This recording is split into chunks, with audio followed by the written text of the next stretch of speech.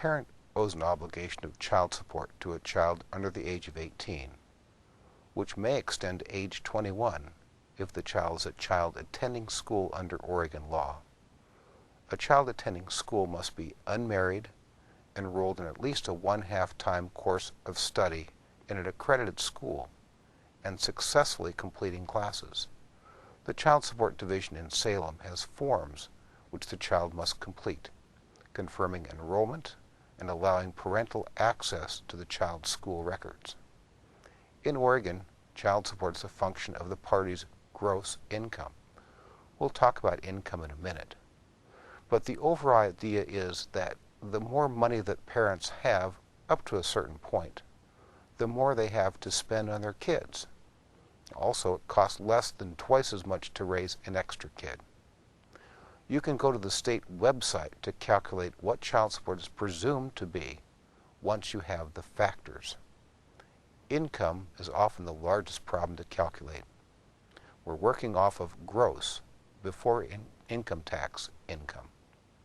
For a W-2 wage earner, it's not too hard.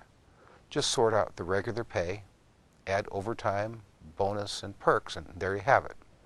Bonuses and overtime are unpredictable, but they have to be accounted for.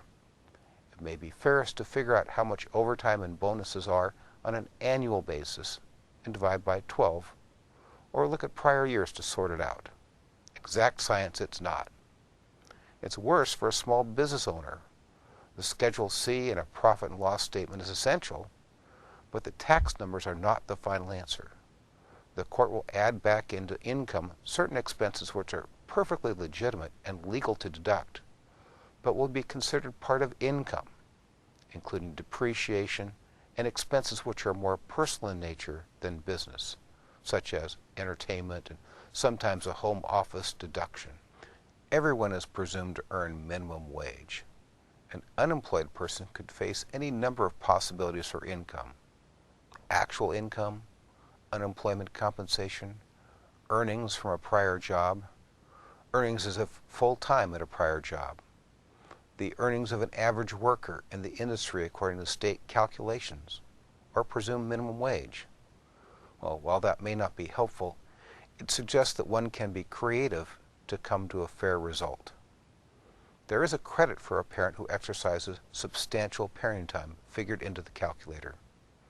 There's a deduction for paying spousal support, an addition for receiving it, a deduction for monthly union dues. If health insurance is too expensive, there may be a deduction for the parent's cost to provide insurance for the parent.